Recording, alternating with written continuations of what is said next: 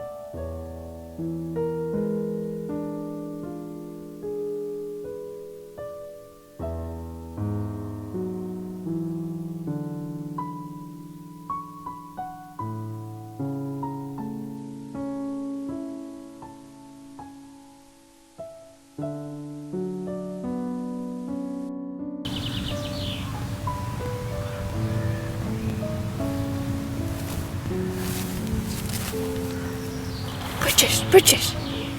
Watch out! They're not moving!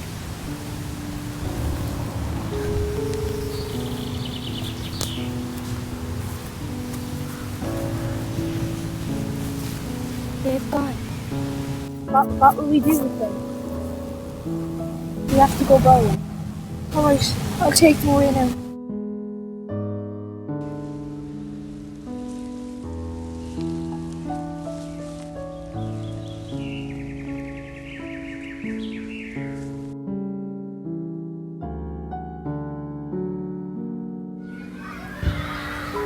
Where's Pat and Maggie?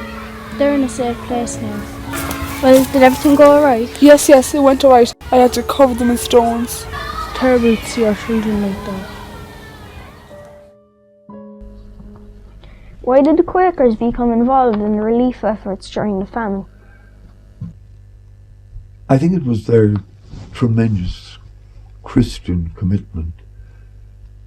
The Quakers, rather, as Christians, try very hard to live the gospel. And Jesus, told us to love God and love our neighbour. And the Quakers at that time saw the terrible suffering of the people all around them during the famine, so they wanted to do something to alleviate it. We believe that God is in every person, and because of that we feel we have to respect every person. And they charged, as I said, to preserve a small coin, to preserve the dignity of the people who were then buying the food. It wasn't cold charity. And also the Quakers, even to this day, insist on responsible use of money. And they felt that if people had a little money, that they should contribute it, because the Quakers themselves used their own resources in buying food and in distributing it. Some of them almost ruined themselves financially in doing that. Quakers keep in contact with each other worldwide. And Irish Quakers, when they, as I told you, sent out people to survey conditions in Ireland, they sent those reports to Quaker meetings in the United Kingdom and in the United States of America. And those Quakers, when they saw the reports of the terrible conditions in Ireland, they took up collections, very substantial collections, and they sent that to alleviate the suffering in Ireland. God bless the Quakers. We starve only for them. Are you okay, love? I'm not too well. Myself and the little ones haven't eaten in days. It's our first time here. There'll be enough food for everyone. I'm sure there will, love, although the lines get longer every day.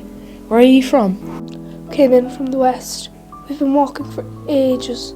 Don't know how we made it. My husband, Mick, died at the side of the road some days ago. I shouldn't have left him. God. You poor thing, do you have any family to go to? No, I don't. I know no one. I think she'll be sent to the workhouse. What's the workhouse? At least you'll get fed there, pet. Do you think the Quakers will give us much food? Enough to keep you and the little ones going. They'll only charge a penny for bread and soup. Oh God, they charge. I haven't got a farthing on me. What am I going to do? Don't be frightening the poor girl, Mary. You'll be fine. They only charge people who can pay. And to be honest with you, that's not too much. That's right, love. You'll be fine. Are you sure? Look, it's our turn to go in now. Good morning, Mary. How are you and the family today? We're all alright. Johnny's working out on the roads today and trying to earn a few bob, and the little ones here are good, as you can see. Mary, when you're finished eating, come over here. I have some clothes for the little ones. I'm sure they'll fit. God bless her, you're very good. My friend and her family here have come from the west and they haven't eaten in days. We look after her, Mary. Come over here after you had something to eat with your children and we'll find some clothes for them. What's your names? My name is Peggy. My name is Michael. My name is Teresa. Workhouses in Ireland were originally set up to provide the poor of an area where they could do some work and be fed. Workhouses were also used to keep vagrants, beggars and vagabonds off the streets. The first workhouse in Cork was supposed to be built on the site where Murphy's Brewery now stands, but this was unsuitable. Eventually it was decided a site on Douglas Road where St Finbarr's Hospital now stands was to be used to build a workhouse. Some of the buildings still stand today. Opened on the 23rd of December 1841, it was meant to provide for 2,600 inmates, but during the famine over 5,000 people were being housed there.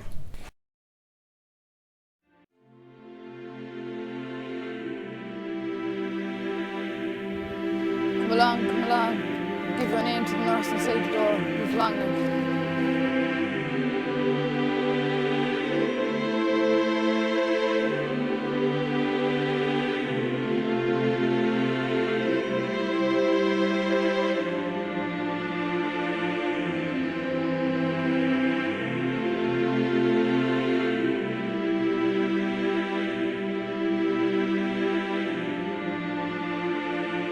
Conditions in the 130 workhouses in Ireland became appalling during the famine.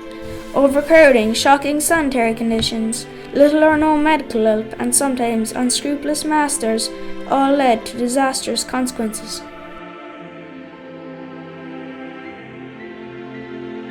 Inmates and staff alike contracted the many diseases rampant under such conditions, and subsequently died in their thousands. People began to think they were better off dying at the side of a ditch rather than going into a workhouse.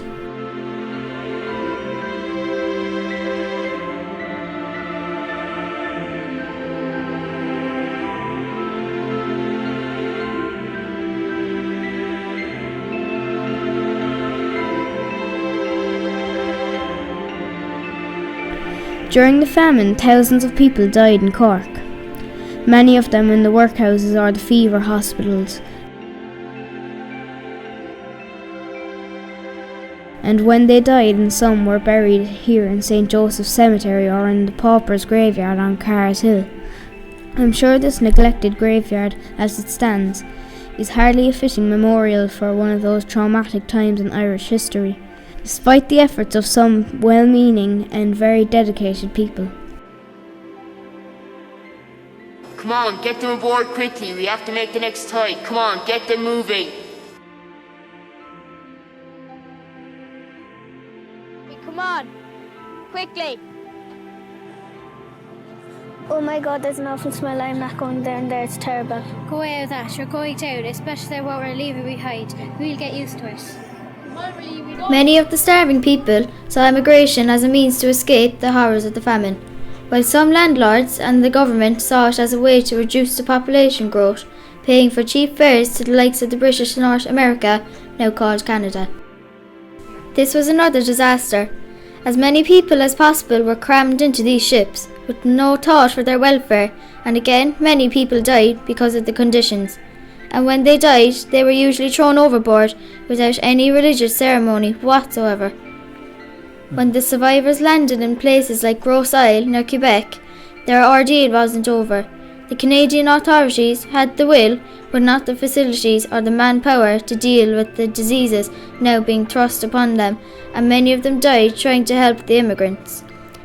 8 Catholic priests and the Bishop of Montreal died tending to the needs of the stricken famine victims. In 1847, over 100,000 people from Ireland sailed to Canada. 20,000 of them died soon after landing, and 17,000 died on the ships. These ships that plied the Atlantic to the North American continent became known as coffin ships because of the many people that died on them during the voyages, some of which took many months to complete their journey. Many people also took the ships to the north of England, where they tried to settle in cities like Manchester, Birmingham and particularly Liverpool. Another contentious issue was the forced emigration of over 4,000 young girls to Australia under a scheme called the Earl Grey Scheme. The girls then, there was no education provided for them in the workhouse, so they again were regarded as a burden, and under the Earl Grey Scheme they were sent out to Australia, and each one of the workhouses provided a list of the girls that they were allowed to send. Some of them went because they were orphans. Some of the people working in the workhouses saw it as an opportunity to get the young girls out of the country where there was a lot of disease and sickness and hunger, and some of the young girls were sent out because members of their family were already out in Australia.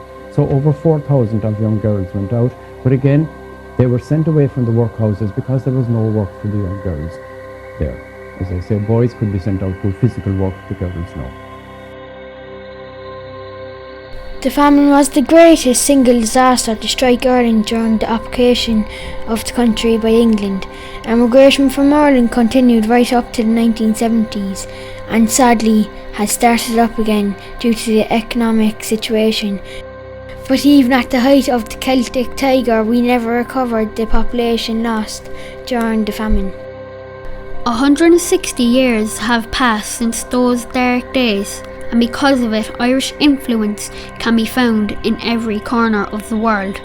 The stories and harrowing tales of those times will ensure that the trials and tribulations of what the Irish people had to suffer then will not be forgotten.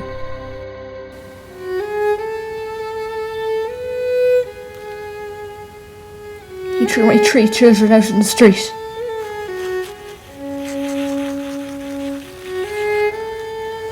One of them was sick at the time. Her name was Anne.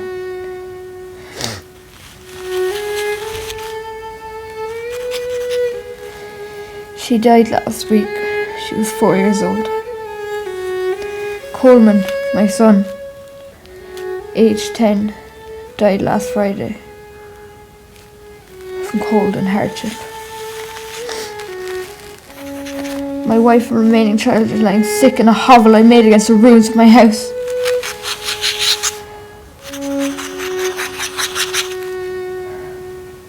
When Coleman died, there was over 6 inches of water.